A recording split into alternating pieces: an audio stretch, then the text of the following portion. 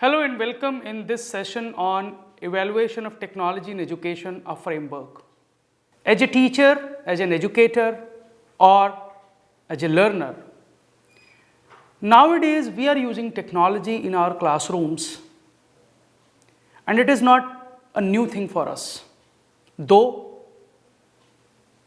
in recent times, the technology integration and technological interventions have increased in our classrooms. So as a teacher and a teacher educator, we need to think that when we are going to use a technology in our classroom, whether the technology is appropriate or not, whether this technology is matching with the expectation of our learners, whether this technology is affordable or not. So when I'm talking about technology, I'm talking about its both parts, software part as well as its hardware part. If we have to evaluate, we have to assess, then we need a framework for it.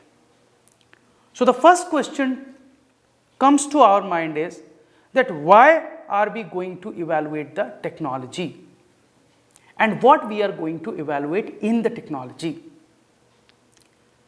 There are two very famous researchers, Fauci and Quinn, in 2010.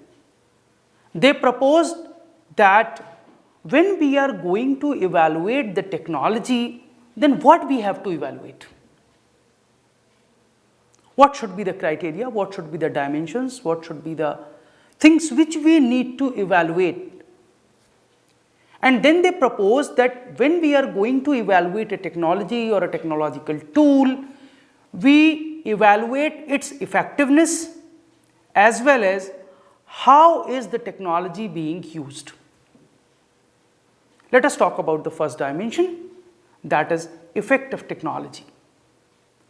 So when we evaluate any technology or any technological tool, we evaluate first the effect of technology on the learning outcomes.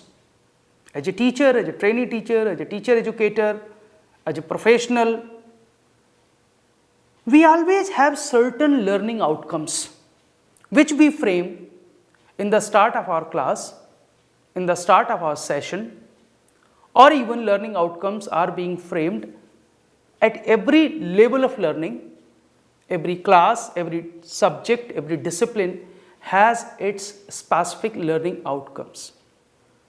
So you need to evaluate that how technology is going to affect these learning outcomes. Means not framing the learning outcome. It means how technology is going to facilitate you or technology is going to create certain hurdles in achieving the particular learning outcomes which you have decided. So you need to think about it. Then the instructional process.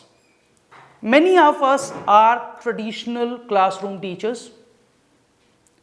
We are well versed with our chalk and talk method.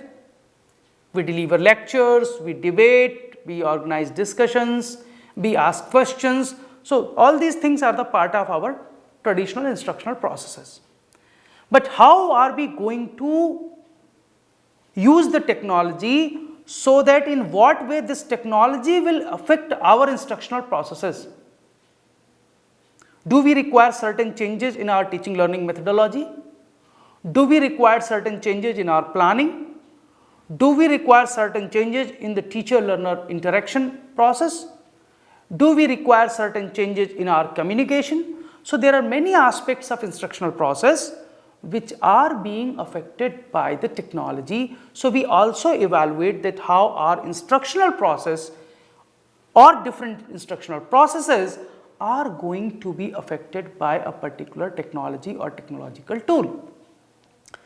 Then the most important part about which almost all the people who are talking about evaluation of technology and technological tools, they are talking about its access. How accessible it is to my learner, how accessible it is to me, how accessible it is to my institution, and how the accessibility of the learner and the teacher to the content and to the teaching learning process to the institution is going to be affected by a particular technology. This is also one of the criteria which we use when we evaluate any technology. Then comes the cost. What is the cost of technology? There are certain technologies which are coming with an affordable cost. An individual can afford, an institution can afford, a teacher can afford. But there are certain technologies which an individual may not afford, but an institution can afford. So, how the overall cost of teaching learning is going to be affected by the technology, this is also one of the criteria which we use when we evaluate any technology. Next is the organizational capability. Organizational capability is the capability of the organization and the individual who is organizing the whole teaching learning event. How this capability is being affected by a particular technology. This is also one of the important criteria when we evaluate any technology. So, all these things are basically effect of technology on learning outcomes, instructional processes, access, cost and organizational capacity. The next important aspect is that how this technology is being used in teaching learning process, this we also evaluate. We evaluate how technology is affecting the interaction with the learner as well as the interaction with other elements of the learning environment. So, here when we use the evaluation aspects that how is the technology is being used, we again focus on certain aspects. And first such aspect is consistency in the delivery. Because in the teaching learning process, if there is consistency, if there is continuity, it should not be broken by any technology. Technology's role is to facilitate the learning, not to create hurdles, not to create stopping or stoppages at certain places. So, how consistent is the technology in delivering the content? How consistent is the technology in facilitating the delivery of the content to the learner? This is one of the aspects, the consistency. If there is a technology which is very costly, you may use it only in one lecture in 1 year, but you are not using it continuously. So, it means that if students like that technology, they will feel that there is no consistency in the delivery because you are not using that technology regularly. Next is when we are talking about the way in which technology is being used is the scalability effect. That how scalable is the technology? There are certain technologies which are having their limitations. For example, if you are using in online scenario for face-to-face interaction in synchronous mode the Google Meet, let us take an example, or any other conferencing tool. Every conferencing tool has its limitations, like in Google Meet with free version, you cannot go beyond 100 learners, but you want to reach to thousands of the learners, then that tool will not help you. You may need certain other tools. So, how the scalability is there with a particular technology, this we also evaluate. Suppose if in IGNOU, I am coordinating a program where learners are 5,000 in number and I need to address my all learners at one time, I will not go through any traditional conferencing tools with a limitation of 100, 200 or 250 learners. I need some tool where I can stream to large people. I may go to YouTube Live, I may go to Facebook Live, I may go to any other streaming option, but I will prefer a streaming option because in streaming scalability is more. So, when we think that how the technology is being used, we should think that how much scalability is there in that technology. Then comes the total quality management effects. When we are talking about total quality management effects, Fossey and Quinn were of the view that the technology should enhance the quality of the teaching learning in totality.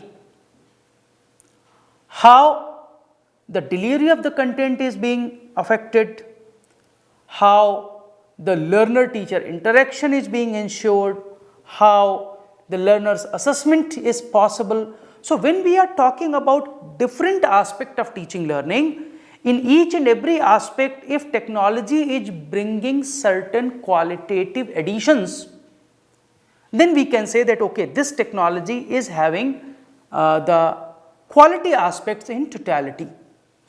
Then comes the time of delivery effect. When we evaluate the technology, we also evaluate that how this technology is being used and at what time. Like in most of the online teaching learning, we prefer two ways, either synchronous ways or asynchronous ways of interaction.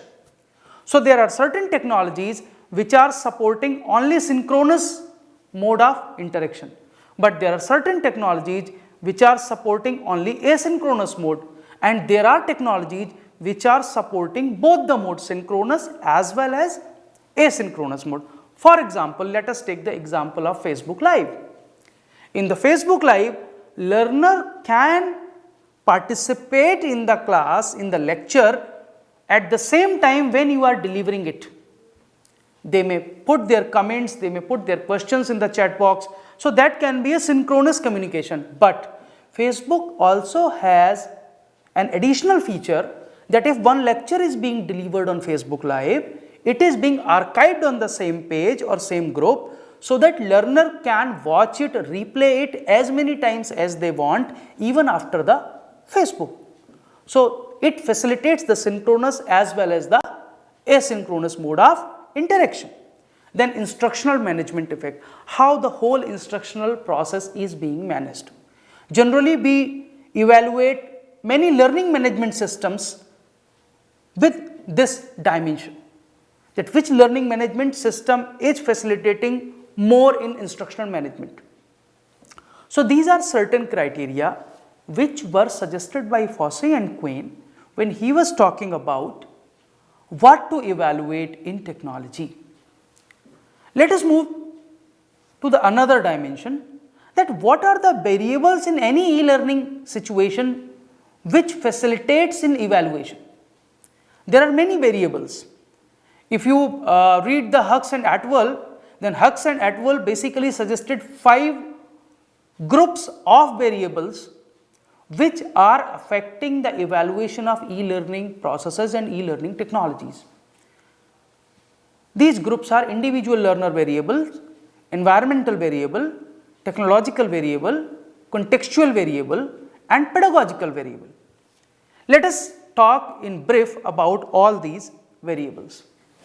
When I am talking about individual learner variable, the technology which you are going to use to identify that technology, to evaluate the effectiveness of that technology, first you need to consider your learner. Learner's physical characteristics, learner's learning history. There are learners who were never exposed to any online system or any technological intervention. If you expose them suddenly to a high-end technology, they may not feel comfortable with that. So you need to identify the technology with which they are comfortable with which they are comfortable. Then you start to use technology slowly, keeping in mind their learning history, that how technological savvy they are and what is the familiarity of the learners with the technology. If learners are more technology friendly, you may utilize multiple technological tools, but if they are not, then you will utilize the easiest technology available at their end, not at your end. At your end, you may have multiple technologies, but always think which technology is available at the learner's end. For example, if your learners are in certain difficult terrains, in hilly areas, or in the areas where very good bandwidth of the internet is not available, you cannot go with a technology which requires a lot of bandwidth. You have to shift to a technology which requires lesser bandwidth. If there is a issue that in certain areas 4G is not coming, 2G is coming, then you need to identify a technology which is equally supported in 2G and equally supported in 4G. So all these things you need to keep in mind. Also the attitude and motivation of the learner. When we introduce technology first time in our classroom teaching learning or with our learners during interaction, their attitude develops slowly when they interact with the technology. So, how the attitude of the learners is, whether it is positive or negative, whether it is supportive or whether they are receptive towards the technology or not, and how much motivated they are, how much they are motivated intrinsically and how much they are motivated extrinsically with the help of your inputs and interventions. So, all these variables we need to consider when we talk about individual learner variable. Then comes the environmental variable, the place where the learner and teacher are. So, there are three types of environmental variables. One is the immediate learning environment, the environment where the learner is, how that environment is technological friendly, how that environment is supporting the learners learning by the use of technology. Then comes the organizational or institutional environment. Organizational or institutional environment means the environment of the institution or of the organization who is asking the learners to come and use technology. How technology friendly that institution is, that organization is, what kind of technological facilities are there at that institution, how that institution is promoting the use of technology with the teachers. So, all these aspects we assess and evaluate when we are talking about environmental variables, and also the subject environment. This is also very important. There may be a technology through which you can teach history, but you may not teach mathematics. There may be a technology which is required to teach biology, but which is not required to teach physics. So, there are certain technological specific requirements of different subjects. We also need to consider that technological environment also when we are talking about environmental variables for evaluating any technology. Then comes the contextual variables. When I am talking about the contextual variables, there are three things. One is the socio-economic context, which is very important in case of technology. Suppose you are delivering your lectures on a platform which is being supported only at the desktop and laptop, but which is not being supported at the Android operating system in the mobile. But do you know that whether all your learners are having laptop or desktop or not? What is their socio-economic condition? So, the socio-economic context of the learner as well as of the teacher and the institution all decide the use of technology. Next is the political context. How the political will of the country, of the state, of the people who are associated with the policy making with respect to the technology, it's supporting the use of technology. Let us take a very pertinent example. If we decide that all our primary schools will deliver their classroom lectures by using technology, by using internet, by using certain gadgets as well as by using certain softwares. But until or unless the political will is not there, until or unless the political leadership is not supporting to facilitate those schools or those institutions to build the infrastructure which support the ICT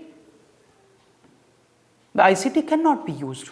When we are trying to evaluate the use of technology, we also need to think the political context of the place where we are using the technology and the cultural background. There are in certain areas some cultural inertia against the technology, because there are a lot of debates which are saying that with more technological intervention, a lot of cultural degradation is happening in the society. It is happening in the society. So, there are certain cultures, there are certain religions, there are certain social groups, there are certain caste groups, there are certain economic groups which are more open as compared to others. So, the open society welcome a lot technological intervention in contrast to the closed societies. So, where you are going to use the technology, whether that place has an open society culture or a closed society culture, it also depends. Then come the technological variables about which we all are well aware, and whenever we ask that how you are going to evaluate the technology, we directly jump on technological variables, but this is not true.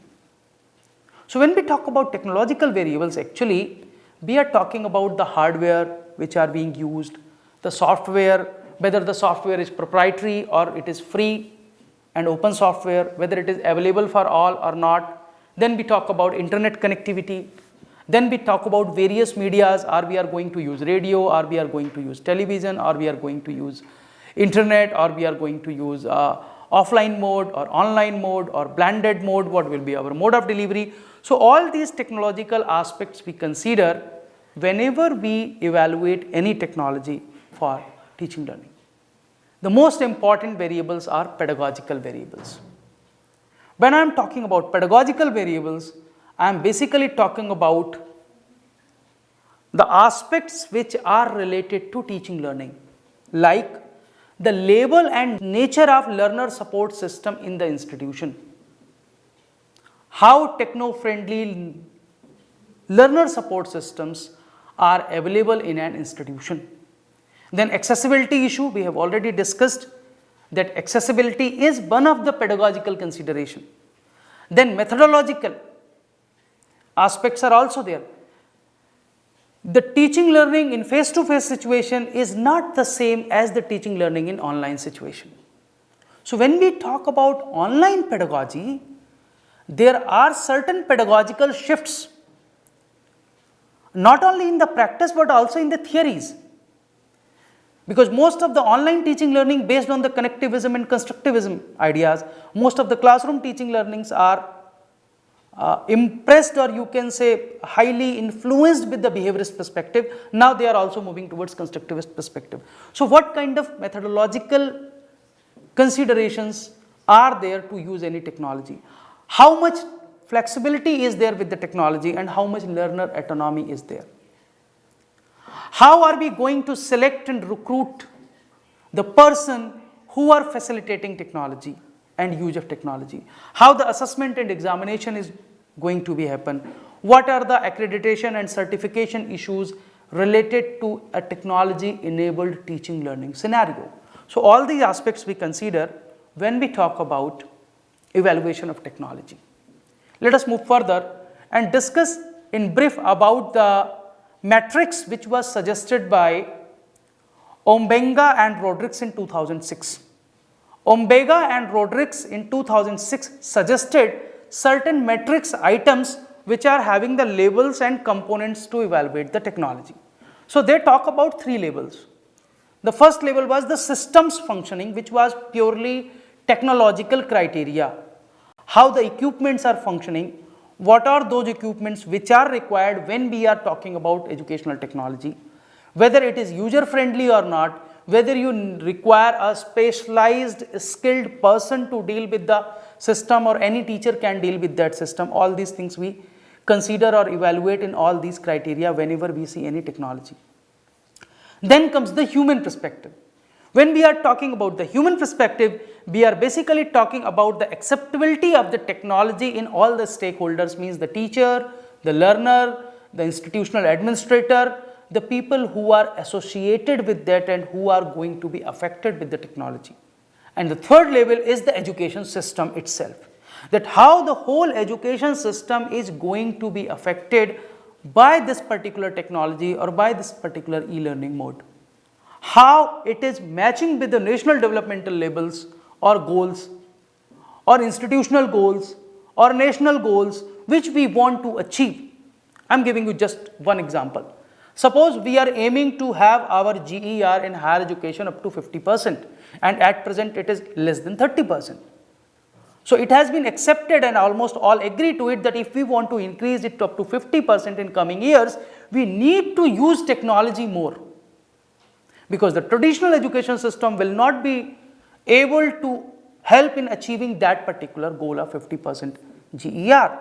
So that is a national goal, national developmental criteria, which technology should support and technology should facilitate. So when we evaluate technology, we also see that how it is going to support the education system as well as in achieving the national goals. Then there is another model to evaluate any technology which is called SAMR model, substitution, augmentation, modification and redefinition model. Dr. Rubin talked about this model, and in this model there are 4 things which are divided into 2 parts. Whether the technology is being used to enhance the teaching learning experiences or technology is going to transform the teaching learning systems. Like if we are just using a technology to substitute the existing face-to-face tool, no functional change. For example, I am delivering a lecture in a classroom, and if one day I am not there, I will record a lecture and I will deliver that lecture through video to my student. So I have just substituted my physical presence with a video lecture. So what kind of technology is required for that? There are certain technologies which can be used only for substitution, not for augmentation. But when we are talking about augmentation, we not only substitute, but we also bring certain functional improvement in the teaching learning scenario. So how technology is going to facilitate in augmentation? That can be another criteria. The third criteria can be the modification, means the present teaching learning tasks can be modified, can be fabricated, can be changed with the help of technology.